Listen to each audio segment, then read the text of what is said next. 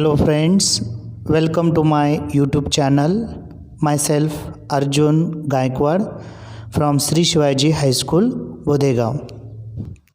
Friends, in this video we are going to learn the poem Walk a Little Slower from 9th standard My English course book. So let's get started.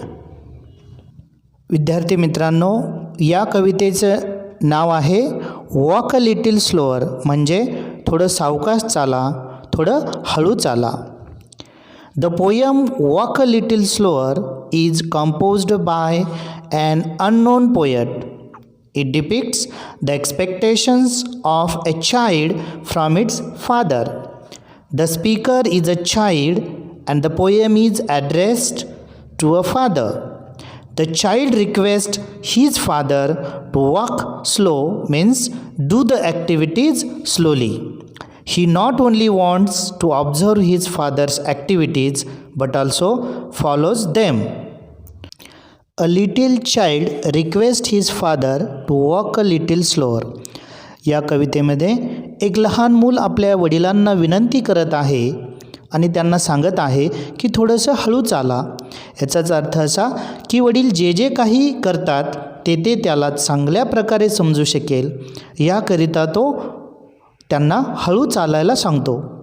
म्हणजेच ज्या काही क्रिया ते करत आहेत ते थोड्या हळूहळू करा, म्हणजे त्याचं आकलन मला होईल, असं तो मुलगा आपल्या वडिलांना म्हणतो.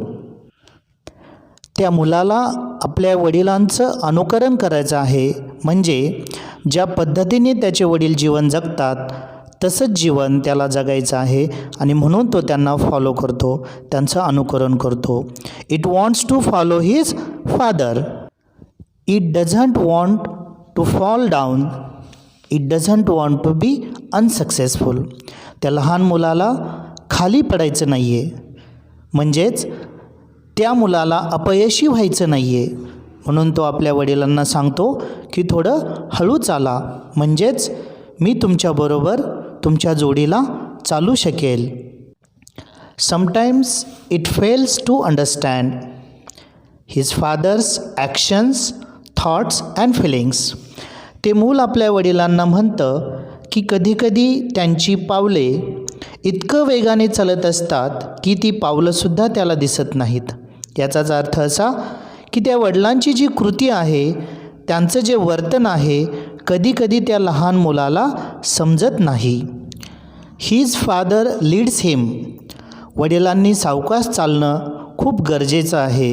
याचं कारण की त्या मुलाचे वडील त्याचं नेतृत्व करत आहेत आणि त्यांना आपला रोल मॉडेल तो मुलगा मानत आहे. ते मूल पुढं म्हणतं की जेव्हा मी मोठा होईल, म्हणजे तो मुलगा जेव्हा मोठा होईल त्यावेळी त्याला अगदी त्याच्या वडिलांप्रमाणे व्हायचं आहे. It wants to be like his father. आणि त्या मुलाला भविष्यात जेव्हा एखादं मूल होईल ते मूलसुद्धा आपल्या वडिलांचं अनुकरण करेल. हाच निवेदक पुढे वडील होणार आहे, फादर होणार आहे. तो निवेदक म्हणत आहे की माझे वडील ज्याप्रमाणे माझं नेतृत्व करतात, मला सांभाळतात, त्याप्रमाणे माझ्या भविष्यात मी माझ्या मुलाचं नेतृत्व करेल, मी त्याचा सांभाळ करेल, मी त्याला मार्गदर्शन करेल. I will have to lead guide my child. निवेदक म्हणतो मला माझ्या मुलाचं संगोपन करायचं आहे, त्याला मार्गदर्शन करायचं आहे, पण त्याआधी माझ्या वडिलांची जी कृती आहे, त्यांच्या ज्या ॲक्शन्स आहेत त्या मला समजून घेणं अतिशय महत्त्वाचं आहे. आणि म्हणून तो आपल्या वडिलांना सांगतो की थोडं सावकाश चाला, हळू चाला, प्रत्येक कृती सावकाश करा जेणेकरून मला ती समजेल. आणि म्हणूनच तो आपल्या वडिलांना पुन्हा पुन्हा विनंती करतो की जरा हळू चाला, वॉक अ लिटिल स्लोअर. मित्रांनो, हा या कवितेचा थोडक्यात सारांश आहे. तर विद्यार्थी मित्रांनो, आता आपण या पोयमचा पूर्ण अर्थ पाहूयात. Walk a little slower daddy sed a little child so small. ते लहान मूल आपल्या वडिलांना म्हणतं, बाबा तुम्ही थोडं सावकाश चाला, कारण I am following in your footsteps. या ठिकाणी फॉलोविंग म्हणजे कमिंग आफ्टर, पाठीमागे येणे, अनुकरण करणे आणि दुसरा शब्द आहे फुटस्टेप्स म्हणजे फुटप्रिंट्स, पाऊलखुणा. I am following in your footsteps, कारण मी तुमच्या पावलांचं अनुकरण करत आहे, मी तुमच्या मागोमाग चालत आहे. थोडक्यात तुम्ही जे काही करतात ते मी करत आहे. आणि and I don't want to fall, मला खाली पडायचं नाही आहे, अर्थात मला जीवनामध्ये अपयशी व्हायचं नाही आहे. Sometimes your steps are very fast, कधीकधी तुमची जी काही पावलं आहेत ती अतिशय वेगवान असतात, खूप वेगाने तुम्ही चालतात. Sometimes they are hard to see, कधीकधी ती पावलं मला दिसतसुद्धा नाहीत. याचा अर्थ काय तर काही वेळेला वडिलांच्या ज्या कृती आहेत त्यांचं जे वर्तन आहे ते त्या मुलाला समजणं कठीण जातं आणि अशा वेळेला त्यांनी आपल्याला समजावून सांगावं, स्वतःबरोबर सांभाळून पुढं घेऊन जावं असं तो आपल्या वडिलांना सुचवतो. So walk a little slower daddy, आणि म्हणूनच तुम्ही बाबा सावकाश चाला. याचं कारण फॉर यू आर लीडिंग मी, तुम्ही मला मार्ग दाखवत आहात, तुम्ही मला योग्य दिशा दाखवत आहात आणि म्हणून तुम्ही थोडंसं सावकाश चाला. Someday when I am all grown up, you are what I want to be.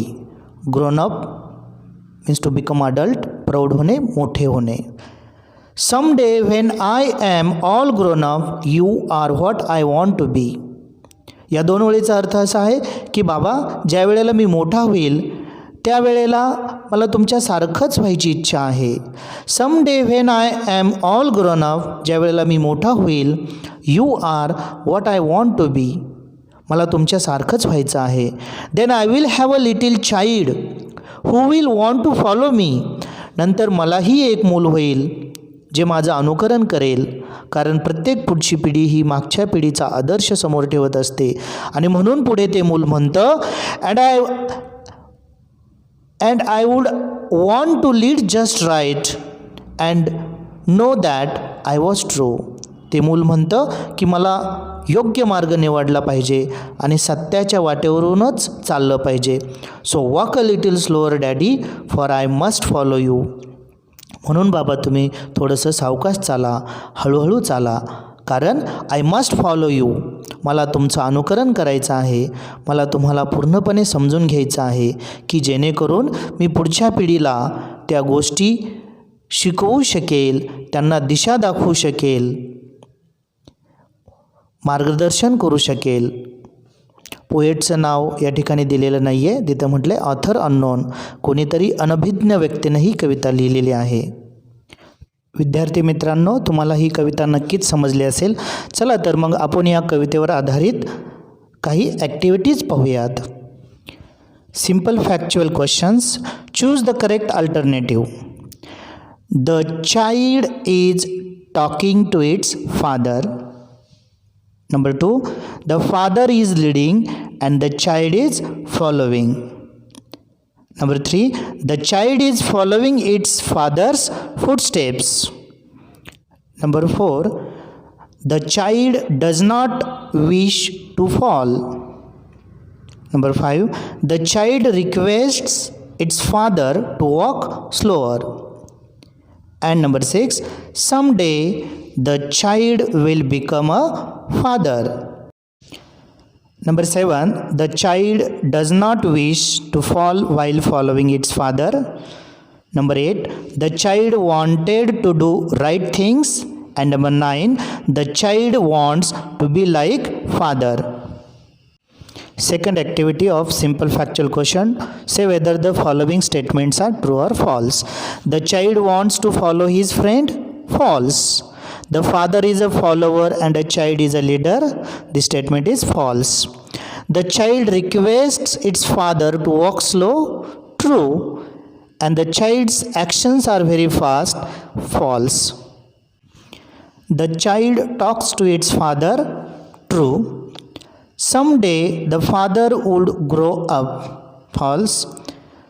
Number 7, the child will have its little child. True. Number 8, the child always wanted to be true. True.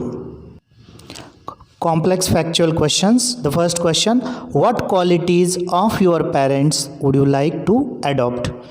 The answer is, I would like to adopt many qualities from my parents such as honesty, truthfulness, politeness, and cooperation. The second question, what would happen if the child tried to walk fast and why? The child would fall if he tried to walk fast because the child is not perfect. The child is learning to adjust with the things from his father. Poetic language question. First, find out the lines from the stanzas that show continuous action. And the answer is, I am following in your footsteps. And second, you are leading me. Second activity, list the describing words from the stanzas. The describing words are little, small, and hard. Third activity, write rhyming pairs from the stanzas. Small, fall, see, me, be, me, true, you. विद्यार्थी मित्रांनो, आता या पोयमचं appreciation आपण पाहूयात. Appreciation of the poem. The first point, title. The title of the poem is Walk a Little Slower. Second point, poet. The poem is composed by unknown. Third, the rhyme scheme. The rhyme scheme of the poem is ABCB.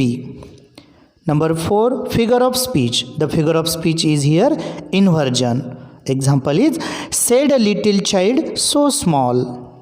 The word in a line are not arranged in correct order. The correct order should be, a little so small child said. And the last point, theme, central idea. The poem is based upon the expectations of the child from his or her father.